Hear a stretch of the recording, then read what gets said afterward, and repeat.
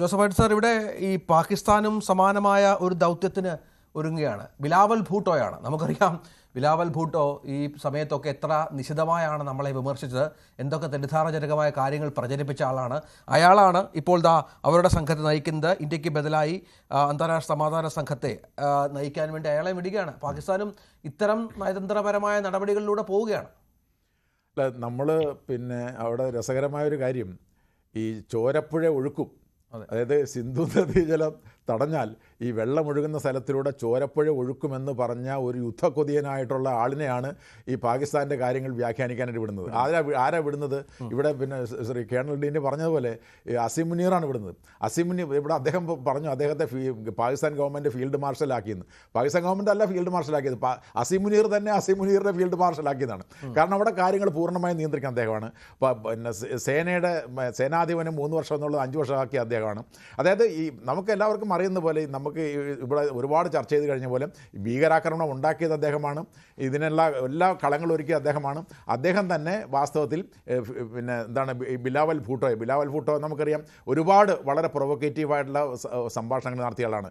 നമുക്കറിയാം ഇവിടെയാണ് നമ്മൾ വിജയിക്കാൻ പോകുന്നത്. കാരണം വെച്ചാൽ ബിലാവൽ ഭൂട്ടോയെ പോലുള്ള ഒരാളിനെ വളരെ അഗ്രസീവായിട്ട് ഞങ്ങൾ ആണവായുധം ഉപയോഗിക്കും, ഞങ്ങൾ രക്തപ്പുഴ ഒഴുക്കുമെന്ന് പറഞ്ഞ ഒരാൾ വ്യാഖ്യാനിക്കാൻ അവരുടെ കാര്യങ്ങൾ പറയാൻ പോവുകയും നമ്മൾ വളരെ ഉത്തരവാദിത്വത്തോടു കൂടി ഒരു കാരണവശാൽ, അതായത് നമ്മൾ ഈ തിരിച്ചടി നടത്തിയപ്പോൾ തന്നെ നമ്മൾ അതിന് തൊട്ട് പിന്നാലെ നമ്മൾ പറഞ്ഞെന്താണ്, ഞങ്ങളെ ആക്രമിച്ചതിന് ഞങ്ങൾ തിരിച്ചടി കൊടുത്തു, ഞങ്ങളിനി ഒരു സംഘർഷം ആഗ്രഹിക്കുന്നില്ല, ഇത് യുദ്ധത്തിലേക്ക് വളരാൻ ആഗ്രഹിക്കുന്നില്ല, ഞങ്ങളിവിടെ അവസാനിപ്പിക്കുകയാണ്, പക്ഷേ ഞങ്ങളെ തിരിച്ചടിച്ചാൽ ഞങ്ങൾ തിരിച്ചടിക്കും എന്നാ പറഞ്ഞത്. എന്ന് പറഞ്ഞാൽ അതിൻ്റെ അർത്ഥം ഒരു കാരണവശാൽ, അതാണ് നമ്മൾ ഈ നമ്മുടെ രാജ്യത്തിൻ്റെ പ്രതിനിധികൾ ലോകത്തിൻ്റെ വിവിധ ഭാഗങ്ങളിലേക്ക് പോകുമ്പോൾ നമ്മൾ പറയുന്ന ഏറ്റവും പ്രധാനപ്പെട്ട കാര്യം ഞങ്ങൾ ഒന്നാണ്.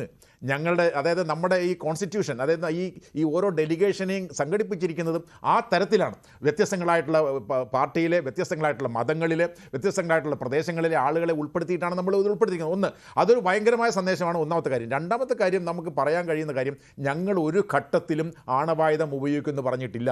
ആണവായുധം ഉപയോഗിക്കുമെന്ന് പറഞ്ഞത് പാകിസ്ഥാനാണ്. ഞങ്ങൾ ഒരു ഘട്ടത്തിലും യുദ്ധം ആഗ്രഹിച്ചിട്ടില്ല. ഞങ്ങളെ ആക്രമിച്ചപ്പോഴാണ് നമ്മുടെ ആക്രമണത്തിൻ്റെ സവിശേഷത തന്നെ ലോകമൊട്ടാകെ എന്തുകൊണ്ടാണ് നമ്മളെ പിന്തുണച്ചത്? നമ്മളെ വിനോദസഞ്ചാരികളായിട്ടുള്ള ആളുകൾ, നോൺ കോമ്പാറ്റൻ്റ് ആയിട്ടുള്ള ആളുകൾ, അതിൽ തന്നെ ആളുകളെ മതം നോക്കി മാറ്റി നിർത്തി ഇങ്ങനെ നിഷ്ഠൂരമായി വധിച്ചപ്പോഴാണ് വാസ്തവത്തിൽ ലോകം തന്നെ ഞെട്ടി. നമുക്ക് മാത്രമല്ല വേദന ഉണ്ടായത്, ലോകം മുഴുവൻ ഞെട്ടിയ ഒരു കാര്യമാണ്. അപ്പോൾ ഇങ്ങനെയുള്ള അസീം മുനീർ സംഘടിപ്പിച്ച ആക്രമണം, ബിലാവൽ ഭൂട്ടോയും ഇസാഖ് ദർ ഇപ്പോൾ ചൈനയിലേക്ക് പോയിരിക്കുകയാണ്, കാര്യങ്ങൾ വിശദീകരിക്കാൻ വേണ്ടിയിട്ട് പോയിരിക്കുകയാണ്. അപ്പോൾ കാരണം ഞങ്ങൾ ആരുമില്ല, അത് ലോകത്തൊട്ടാകെ ഒറ്റപ്പെടുന്ന ഘട്ടത്തിൽ ആകെയുള്ള പിടിവള്ളി പിടിക്കാൻ വേണ്ടിയിട്ടാണ് ഇസാഖ് ദർ ചൈനയിലേക്ക് പോയിരിക്കുന്നത്. അപ്പം നമ്മുടെ അതേസമയം ലോകത്തിൻ്റെ വിവിധ ഭാഗങ്ങളിൽ അമേരിക്കയിലേക്ക് പോകുന്നു, യൂറോപ്പിലേക്ക് പോകുന്നു, തെക്ക് കിഴക്കൻ ഏഷ്യൻ രാജ്യങ്ങളിലേക്ക് പോകുന്നു, ആഫ്രിക്കയിലേക്ക് പോകുന്നു. എന്താ ഇതിൻ്റെ കാര്യം? ലോകത്തെ നമ്മൾ വിശ്വാസത്തിലെടുക്കുകയും ലോകം നമ്മളെ വിശ്വാസത്തിലെടുക്കണമെന്ന് പറയാൻ വേണ്ടിയിട്ട് ജനാധിപത്യപരമായി, അതായത് നമ്മൾ മനസ്സിലാക്കേണ്ട കാര്യം, ഇന്ത്യൻ പാർലമെൻറ്റിൻ്റെ അംഗങ്ങളാണ് പോകുന്നത്. ഇന്ത്യൻ പാർലമെൻറ്റിൽ തിരഞ്ഞെടുക്കപ്പെട്ട അംഗങ്ങൾ ചെന്നിട്ട് ലോകത്തൊട്ടാകെ കാര്യങ്ങൾ വിശദീകരിക്കുകയാണ്. നമുക്കറിയാം ശശി തരൂരിനെ പോലെയുള്ള ഒരാളിന് വാസ്തവത്തിൽ ഇന്ത്യക്ക് പുറത്ത് ഒരു ഇൻട്രൊഡക്ഷൻ വേണ്ട. അപ്പോൾ അദ്ദേഹം കാര്യങ്ങൾ പറഞ്ഞു തുടങ്ങുമ്പോൾ തന്നെ വളരെ ക്ലിയറാണ് കാര്യങ്ങൾ. അപ്പോൾ അങ്ങനെയുള്ള വളരെ പ്രഗത്ഭമതികളായിട്ടുള്ള ആളുകൾ ലോകത്തിൻ്റെ വിവിധ ഭാഗങ്ങളിലേക്ക് വിടാനെടുത്ത തീരുമാനം നല്ലതാണ്.